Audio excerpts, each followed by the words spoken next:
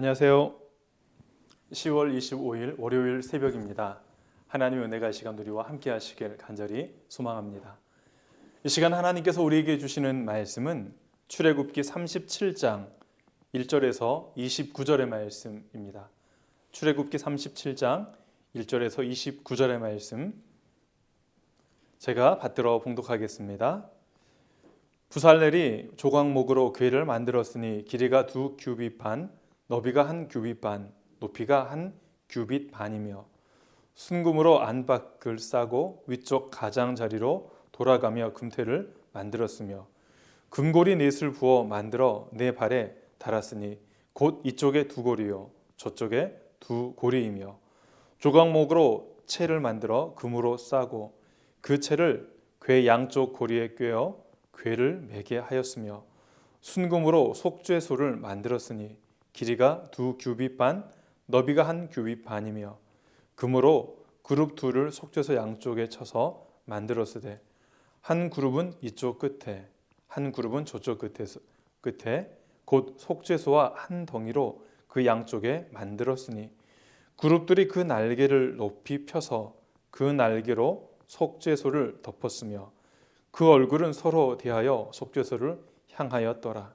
그가 또 조각목으로 상을 만들었으니 길이가 2규빗, 너비가 1규빗, 높이가 1규빗 반이며 순금으로 싸고 위쪽 가장자리로 돌아가며 금태를 둘렀으며 그 주위에 손바닥 넓이만한 턱을 만들고 그 턱 주위에 금으로 태를 만들었고 상을 위하여 금고리 넷을 부어 만들어 네 발 위, 네 모퉁이에 달았으니 그 고리가 턱 곁에 있어서 상을 매는 채를 꿰게 하였으며 또 조각목으로 상 맬 채를 만들어 금으로 쌌으며 상 위에 기구 곧 대접과 숟가락과 잔과 따르는 병을 순금으로 만들었더라.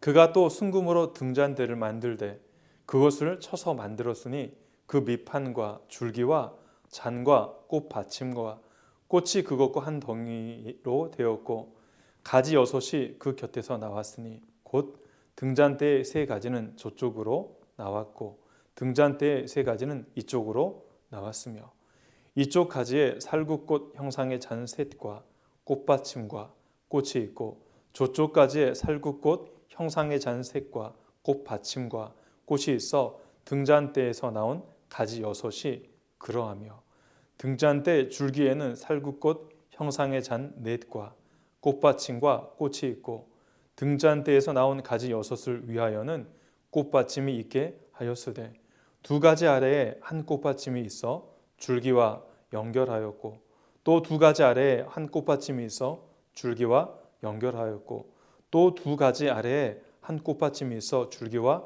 연결되게 하였으니 이 꽃받침과 가지들을 줄기와 연결하여 전부를 순금으로 쳐서 만들었으며 등잔 7과 그 불 집게와 불똥 그릇을 순금으로 만들었으니 등잔대와 그 모든 기구는 순금 1달란트로 만들었더라. 그가 또 조각목으로 분향할 제단을 만들었으니 길이는 1규빗이요 너비도 1규빗이라. 네모가 반듯하고 높이는 2규빗이며 그 뿔들이 제단과 연결되었으며 제단 상면에 전후 좌우면과 그 뿔을 순금으로 싸고 주위에 금태를 둘렀고 그 태 아래 양쪽에 금고리 둘을 만들었으되 곧 그 양쪽에 만들어 제단을 매는 채를 꿰게 하였으며 조각목으로 그 채를 만들어 금으로 쌌으며 거룩한 관유와 향품으로 정결한 향을 만들었으되 향을 만드는 법대로 하였더라. 아멘. 오늘 본문에서 부살렐은 조각목으로 언약궤와 떡상과 분향단을 만들고 순금으로 속죄소와 등잔대와 모든 기구들을 제작하고 그 태와 주변에 금으로 다 둘렀습니다. 설계부터 시공까지의 모든 과정을 하나님이 상세하게 알려주셨으며 모든 것들의 용도와 목적도 자세히 알려주셨습니다. 본문을 통해 하나님께서는 사람을 통해 어떻게 일하시는지를 다시 한번 살펴보고 궁극적으로 그 일을 하시는 이유가 무엇인지, 하나님 뜻이 무엇인지를 살펴보도록 하겠습니다. 먼저 하나님은 우리를 아시며 우리를 부르시고 우리를 사용하시는 분이십니다. 하나님은 부살레를 부르셨습니다. 그에겐 하나님이 말씀하신 대로 성막의 기구를 제작할 능력이 있었지요. 부살렐은 그 분야의 장인으로서 자신의 재능을 하나님을 위해 사용했습니다. 부살렐은 자신의 재능이 하나님을 위해 쓰일 것이라고 생각하고 그렇게 살았던 사람이 아니었겠지요. 그냥 주어진 삶의 자리에서 기구를 만들고 때로는 실패도 하고 다양한 시행착오를 거치면서 오랜 시간이 흘러 장인이라는 그 자리에 서게 되었습니다. 한 분야의 장인이다, 타고난 사람이다 라고 이야기를 할 때 재능을 타고났을 수도 있지만 대부분의 사람들은 노력과 열정과 포기하지 않음을 통해 그 자리에 오르게 되어지지요. 부살렐이 장인이 되기까지의 인생의 수많은 시행착오와 실패에도 불구하고 끝까지 그 삶의 자리를 지켰기에 하나님께서는 부살렐을 부르셔서 성막의 기구를 제작하는 그 일을 맡기셨습니다. 이러한 법칙은 오늘날 우리에게도 동일하게 적용이 되어집니다. 오늘 사는 우리도 우리가 가진 재능과 달란트를 하나님께서 어떻게 사용하실지 알 수는 없지요. 그러나 하나님께서 분명하게 우리를 부르신 목적은 우리의 가진 재능과 달란트를 통해 하나님을 위해, 하나님 나라를 위해 분명히 쓰시겠다라는 의도가 있으셨습니다.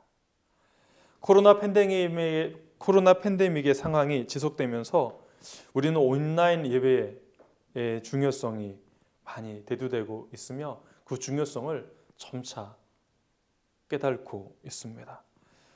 코로나 이후에도 꼭 필요한 사역으로 온라인 예배는 자리를 잡게 되었습니다.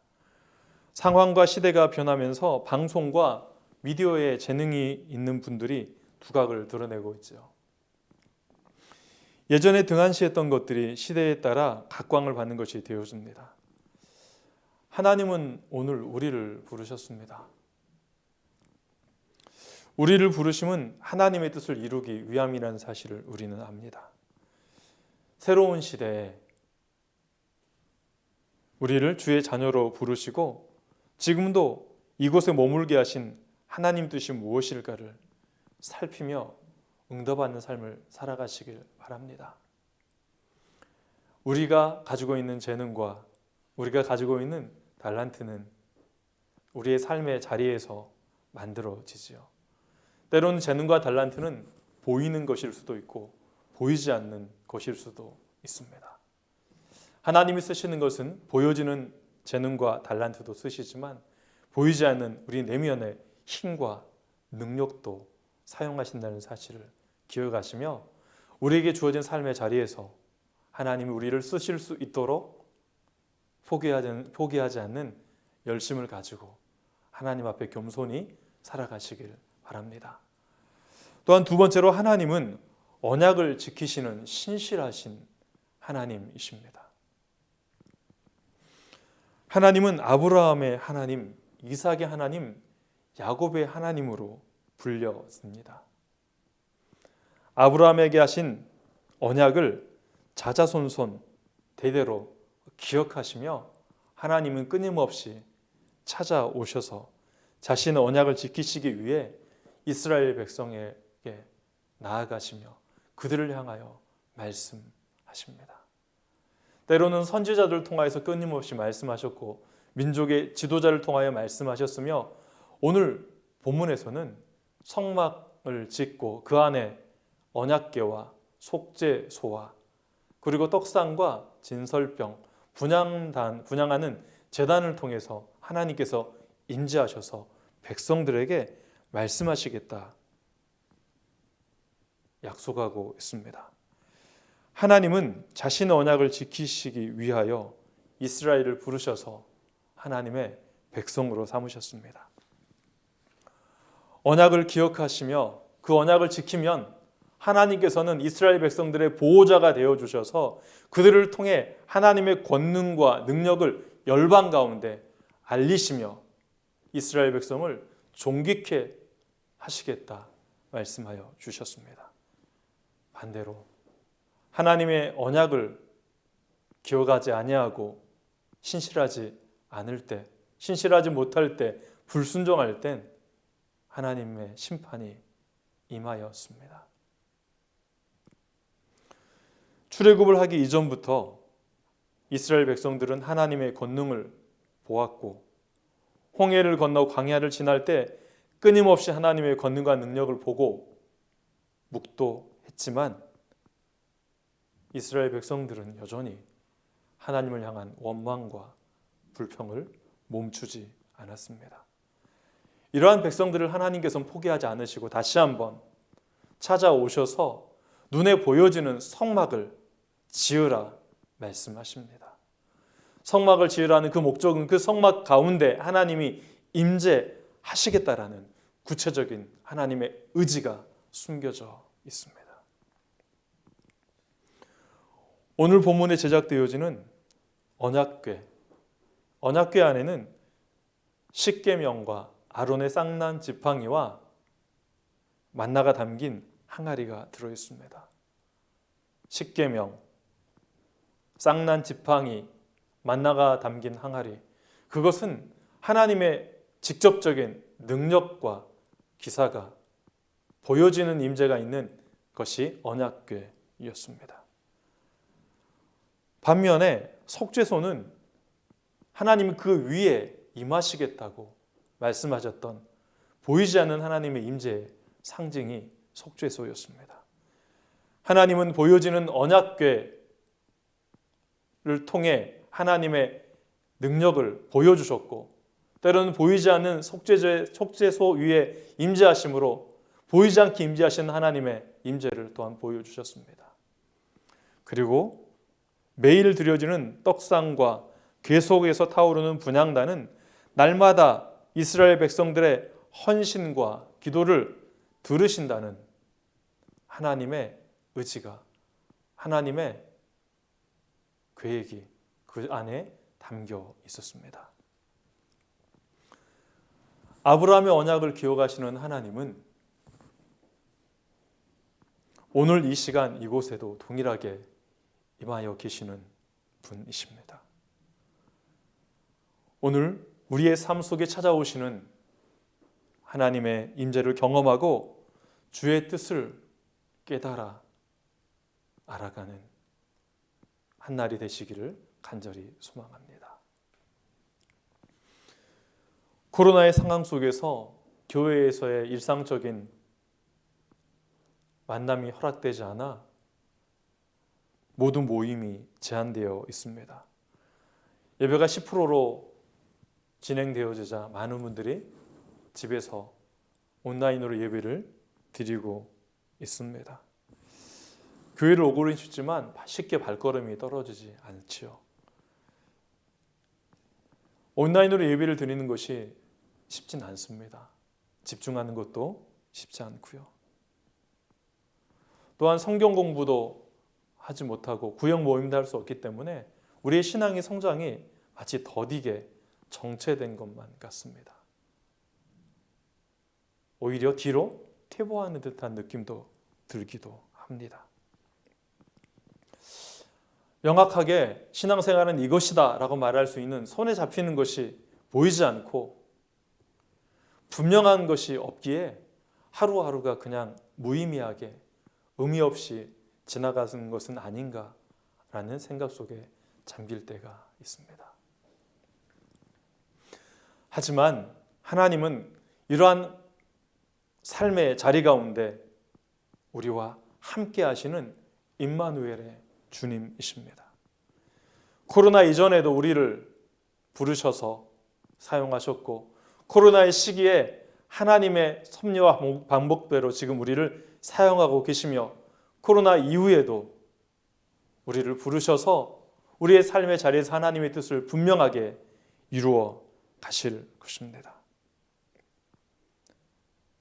하나님은 우리를 아시며 우리를 부르시고 우리를 사용하시는 전능하신 하나님이시며 오늘도 하나님은 그 약속을 따라 우리에게 찾아오셔서 하나님의 뜻을 말씀하시는 분이십니다.